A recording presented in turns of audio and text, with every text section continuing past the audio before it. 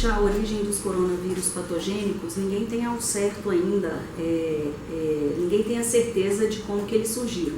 Mas existem sugestões que foram feitas de acordo com experimentos de sorologia e de acordo também com o sequenciamento do material genético do vírus.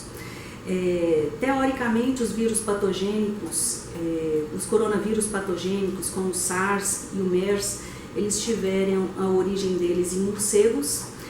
Morcegos, eles são infectados por vários vírus, né? Então eles podem ser infectados por vários coronavírus, mas eles não têm capacidade ainda de infectar o homem. Então esses coronavírus de morcego, eles precisam de um hospedeiro intermediário, que teoricamente é um mamífero, e aí infecta os homens, né?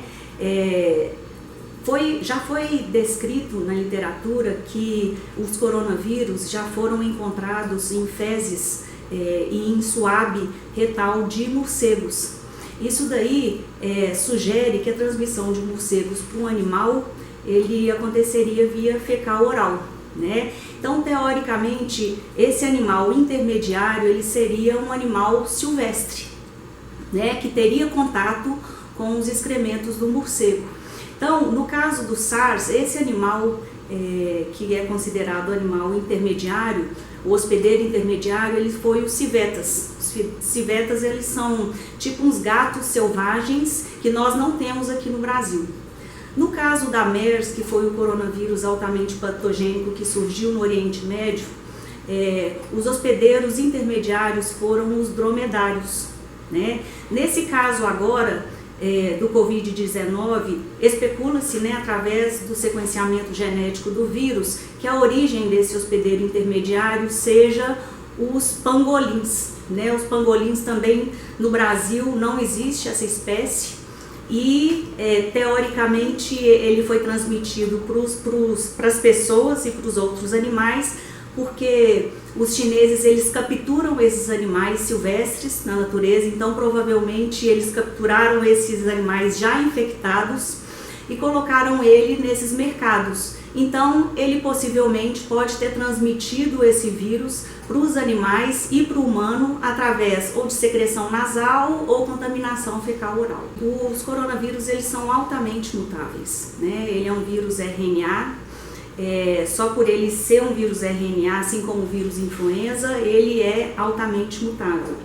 Ele não é um vírus segmentado igual o vírus influenza, que faz com que ele tenha uma capacidade de mutação maior, mas durante o processo de replicação dele, ele se comporta como se fosse um. Então, uma característica dos coronavírus é a sua alta taxa de mutação. Geralmente os coronavírus eles são espécies específicos, né? Então nós temos os coronavírus que infectam os cães, nós temos os coronavírus que infectam as aves, nós temos os coronavírus que infectam os felinos. Esses geralmente até hoje não existem relatos de que eles sejam zoonoses, que eles sejam transmitidos para os humanos. Esses vírus também, por exemplo, a vacina contra o coronavírus canino, ela não protege ele não tem reação cruzada de proteção contra o Covid. Então, não é para os veterinários, não existe nenhuma comprovação científica, não existe nenhum relato em que essa vacina de coronavírus de cão possa proteger esse animal do coronavírus do Covid-19. Não foi feito nenhum estudo experimental, mas levando em consideração a próprio conhecimento desses dois vírus, eles não vão ter reação cruzada.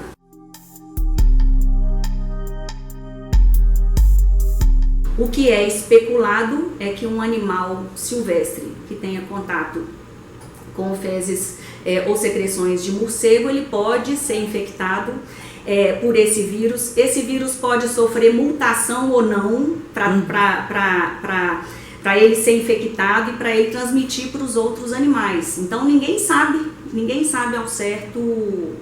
Essa informação é uma informação que realmente não tem nem jeito de especular.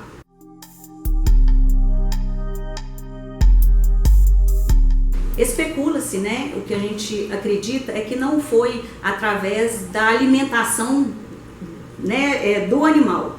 Então, o que a gente acredita é que provavelmente esse animal ele foi capturado já infectado, e aí foi inserido dentro de um mercado já infectado, e através de via que não sabe se é via secreção nasal ou via fecal oral, ele começou a transmitir para os outros animais que estavam ali naquele mercado, ou também transmitir para o humano. E se a gente for pensar um mercado em que você tem uma alta densidade de pessoas e de animais ali, né? Então isso tudo favoreceu a transmissão do vírus ali naquela região.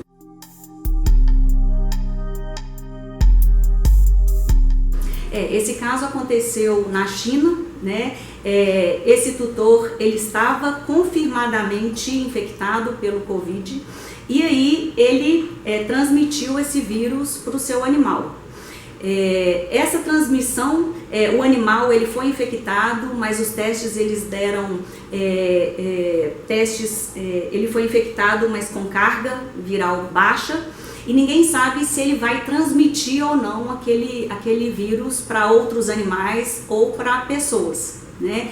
Se a gente pega, especulando o que aconteceu na época da SARS, o que a gente pode falar? Na época da SARS, que aconteceu na China, no período de 2002 a 2003, houve relatos de animais pets infectados, mas eles não tiveram manifestação clínica da doença e eles também não chegaram a transmitir o vírus. Então, se esse vírus aí seguir as mesmas condições, né, do SARS, não é pra gente preocupar.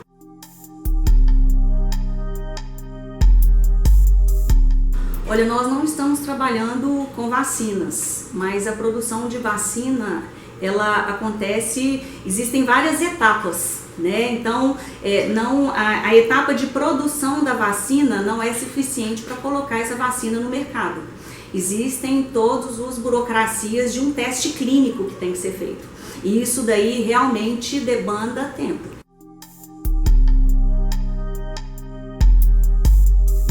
Olha, o que a gente sabe sobre o coronavírus é que em ambiente muito quente, ele não sobrevive muito naquele ambiente. Mas o negócio é o seguinte, em países que tem a temperatura mais baixa, tipo 4 graus, ele pode ficar viável no ambiente por até 28 dias. E relatos de trabalhos com esse vírus, né, com um vírus semelhante que foi SARS e MERS, você pode ter uma viabilidade do vírus no ambiente que pode acontecer desde 2 horas até 9 dias. Então ele fica viável no ambiente por um período de tempo.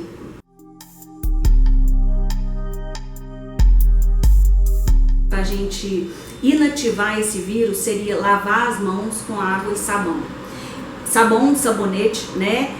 Esse vírus ele fica inviável ele fica inativado quando você consegue destruir a camada dele externa. E essa camada ela é feita de lipídios que tem também proteínas. Então, se você usa um sabonete, um sabão, você está inativando aquela camada de lipídios. Então, você consegue inativar esse vírus. Ele fica sendo incapaz de infectar outras pessoas.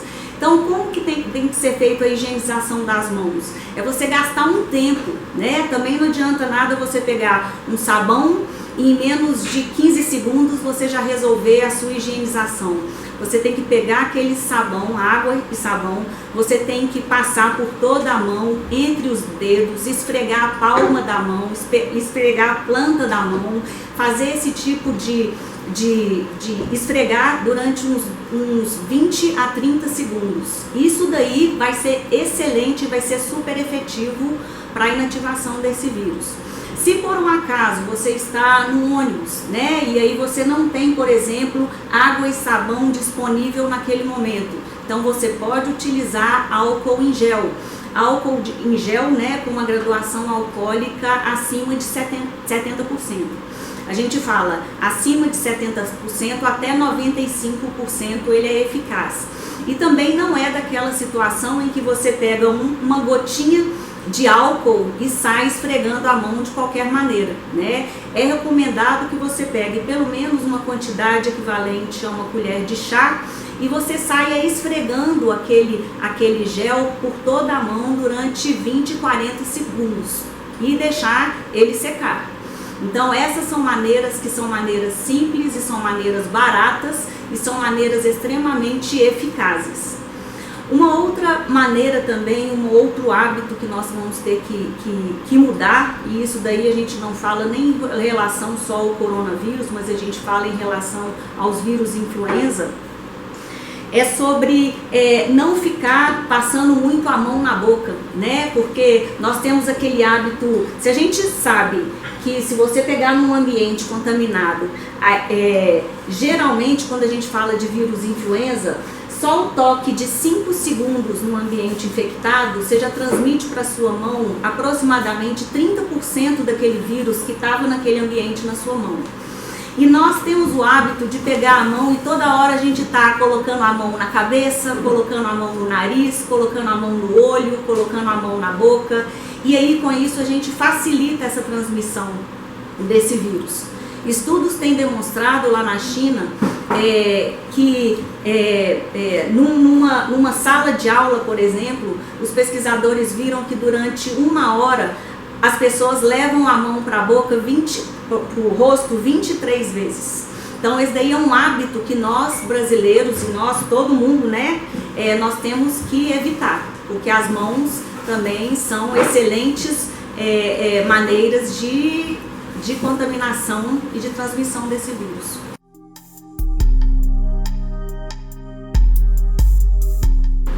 Olha, o que fica na lição para nós é que é muito fácil nesse período de globalização agora, um vírus que está infectando a China e em poucos dias, meses, ele infectar o Brasil, o mundo inteiro e virar uma pandemia. Então a lição que fica pandemias são fáceis de acontecer por causa desse processo de globalização.